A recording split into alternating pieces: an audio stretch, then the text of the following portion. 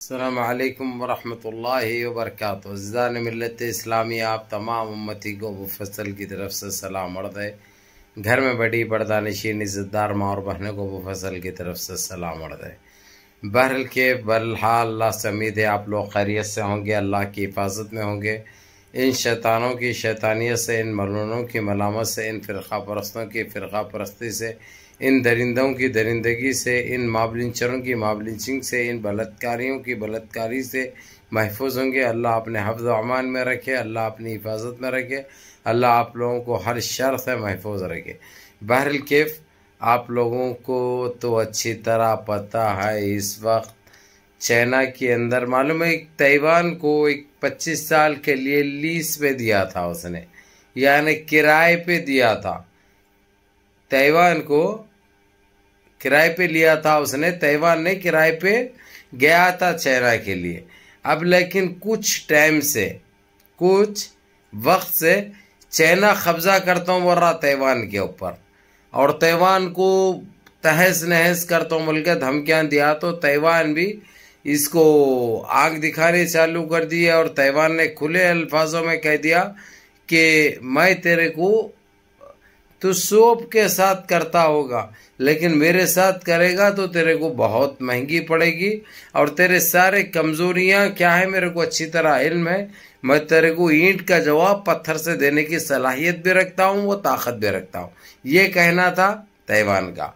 और ताइवान की support America कर रहा है, रशिया कर रहा है, और फ्रांस कर रहा है, इंग्लैंड कर रहा है, ऑस्ट्रेलिया कर रहा है, न्यूजीलैंड कर रहा है।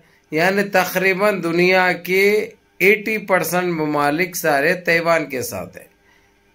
लेकिन चाइना अमेरिका को भी एक चीज से वार्न कर दिया है, वार्निंग दे दिया है कि अगरचे तू बीच में भी आया तो मैं तेरे ऊपर भी बमबारी करूंगा, तेरे ऊपर भी अटैक करूंगा, तेरे ऊपर भी हमला करूंगा। ये कह दिया चाइना ने अमेरिका को। अमेरिका की बड़ी उसमें आ गई, क्योंकि इज्जत वाली बात हो जाती।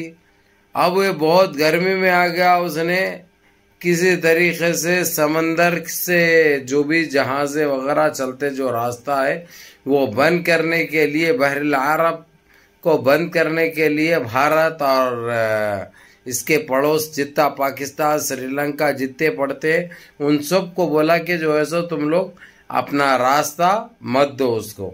लेकिन ये गलत बात है, वो रास्ता किसी से मांगता नहीं है। अगरचे कोई रोकने की भी उसने खुले अल्फाजों में ये कह दिया है, वो वक्त आया अगरचे कोई रोकने की भी कोशिश करेंगे तो उनको सबसे पहले मारूंगा मैं। ये किसका कहना है? चाइना का। तो अब इनकी भी रातों की नींद हराम हो गई।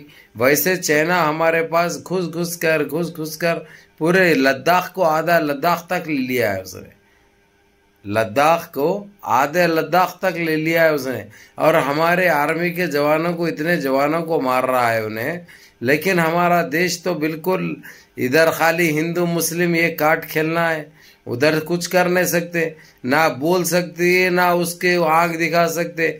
बड़े बड़े बातें इधर करेंगे, उधर कुछ नहीं कर सकते। इतना हमारे जवानों की जाने जा रही, हमारे बहनें, हमारे जो है सो ये हमारी सिस्टर ने, उनकी बीवियाँ विधवा हो रही, बेवा हो रही, इनको इसकी फिक्र नहीं है। उन लोगों को खाने के लिए खाना नहीं है, उनके घर वालों को मर्दा उधर मर रहे हैं मिलिट्री में काम करके, इसके ऊपर कोई तबसरा नहीं हो रहा, इसके ऊपर बात नहीं हो रही।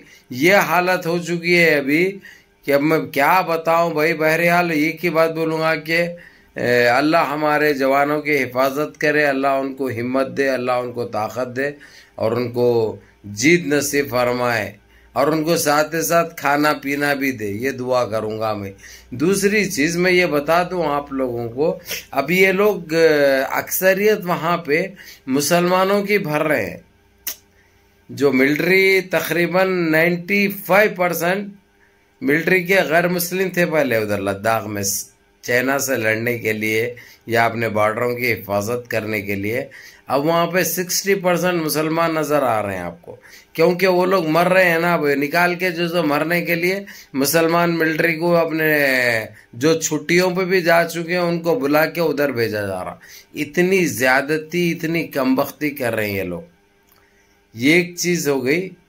तो अब अमेरिका की और चाइना की किसी तरीके से भी ये चलेगी।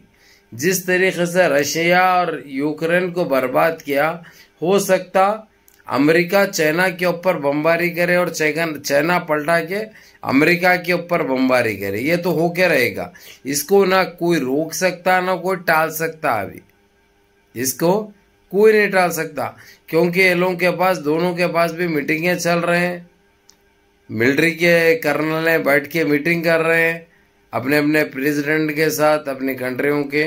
तो अब ये क्या होने वाला है, ये 48 घंटे का टाइम दिया है चाइना ने। अगर से ये पीछे नहीं हट गया और अपने अल्फा से वापस नहीं लिया तो मार तो बोल रहा चाइना इसको। इन्हें ऐसा कौन सा मर्द हो गया, इन्हें समझ में नहीं आ रहा मेरे को। सबको मारने की बात कर रहा, लेकिन ये अल्लाह के लाठी में आवाज़ नहीं होती। जिस तरीके से जो मासूम जाने जो गई है हमारे पास, हमारे जवानों के, उसका हो सकता। अब ये देखो भाई, हमारी ये मिलिट्री को भी टारगेट बना रही, हमारी सरकार की तरफ से नाकामी देखने को मिल रही, क्योंकि ये लोग हाथ भी बांधे हैं और इनको बोल रहे कि तुम मारो खाली बस, और कर कुछ नहीं सकते, खाली मरने के लिए छोड़ दिए। ना उनसे बात कामयाबी से कर सक रहे ये लोग। हमारी खारजा पॉलिसी बिल्कुल ज़ीरो है भाई। खारजा पॉलिसी हमारी बिल्कुल ख़त्म हो चुकी है भाई। ये हमारे अनभक्तों को कब समझ में आएगी, ये चीज़ समझ में नहीं आता। सिर्फ देश के अंदर हिंदू मुस्लिम यही काट खेलना है, मस्जिद मंदिर यही काट खेलना है। किसी तरीके से 500 साल पहले के खड्डे खोदना है। दुनिया चांद पे जा रही है, 7वें आसमान पे जा रही, और इन्हों 500 साल पुराने खड्डे खोद के दिख रहे। कहीं पत्थर नजर आ रहा है क्या, पत्थर पे कोई कलर लगे हुआ है क्या? इनका ये काम हो गया, क्योंकि इनके पास कुछ काम है नहीं, ना देशवासियों को दिखाने के लिए, ना देश की जो इकनॉमी हो गई भी है, देश के जो हालात है। अब हम बोले तो बड़ी चुपती इनको यहाँ तक आती, लेकिन हम हक बोलने से, सच बोलने से रुकते भी नहीं, ना हमको कोई रोक सकता। हम बराबर सच्चाई भी बोलेंगे और बताएंगे भी। अब इस वक्त हमारे देश की बेरोजगारी देखिए आप, किस तरीके से लोग मर रहे हैं। महंगाई देखिए किस तरीके से मर रहे हैं। पेट्रोल की कीमतें 7वें आसमान पे जा पहुंची है, और ये लोग ज्ञानवापी मस्जिद होगा, वहां पे फुवारे को शिवलिंग है बोल रहे हैं। ये कामों में पब्लिक को उलझा के रखे, ताकि कोई आके सही सवाल इनसे ना कर दे कि तुम करे तो करे क्या, कर रहे तो कर रहे क्या, आखिर तुम चाह रहे क्या। ये सवाल इनसे कोई ना करे, इसलिए गंदा खेल खेल रहे हैं इन्हों ये गंदा खेल कर रहे हैं। और इसका सारा जिम्मेदार हम खुद हो रहे हैं, सारे देशवासी हो रहे हैं, क्योंकि हमारे पास ना पूछने की हिम्मत है, पूछने की कोई हिम्मत नहीं है। और इनका साथ दे रही है ये नस्ल हराम मीडिया, ये गोदी मीडिया, ये आरएसएस मीडिया, ये मोदी मीडिया, ये जुमला मीडिया, ये आतंकी मीडिया, ये बलात्कारी मीडिया। समझे? अब इतना कुछ हुआ देश के बाहर, जिस तरीके से हमारे देश की थू-थू हुई, जिस तरीके से हमारे देश के एम्बेसडरों को बुलाकर वार्निंगें दी गई, लेकिन ये लोग कुछ सच्चाई बताए। कितने आदमियों को गिरफ्तार किया जा रहा और उनको भेजा जा रहा, कितने आदमियों को प्याग किया जा रहा, उसके ऊपर बात बोले ये लोग नहीं। ये लोग उल्टी न्यूज़, झूठी न्यूज़ मुसलमानों को भेजे बोल के लगाए ये लोग।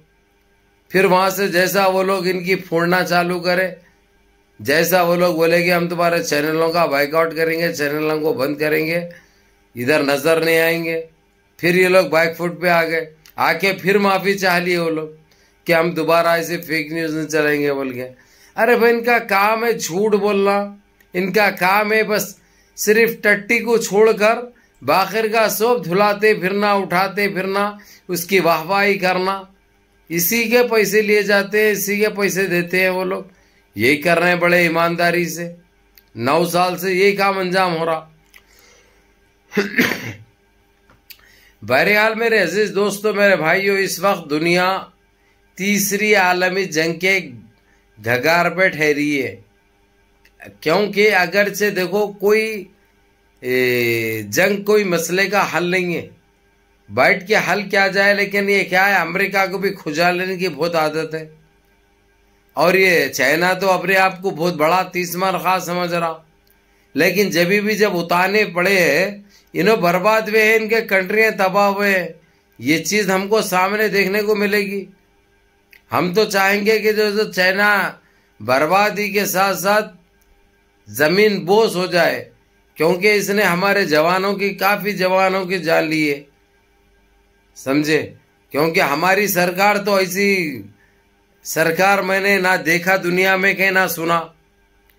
अब हम सच बोले तो बड़े कड़वे दिखते इनको, क्योंकि इनकी वाहवाही करना जो हमसे हो नहीं सकता, हमसे झूठ बोलना और इनकी तारीफ और तायीद करना हमसे हो नहीं सकता। हम तो सच बोलेंगे और हक बोलेंगे। बहरहाल बिल्कुल 48 घंटे का टाइम दे दिया है चाइना इसको अमेरिका को मारने के लिए। अमेरिका के ऊपर बहुत जल्दी बमबारी के आसार नज़र आ रही। हम तो दुआ करेंगे कि मसला हल हो जाए। बहरहाल मेरे अजीज़ दोस्तों, मेरे भाई, मुनज़्ज़म रहिए, मुत्तहिद रहिए, अपनी सफ़ों में इत्तेहाद बरकरार रखिए, नमाज़ों की पाबंदी करिए, माँ बाप की खिदमत करिए, बड़ों के अहकाम पे अमल करिए और अपने इस भाई को भी दुआओं में याद रखिए। सलाम।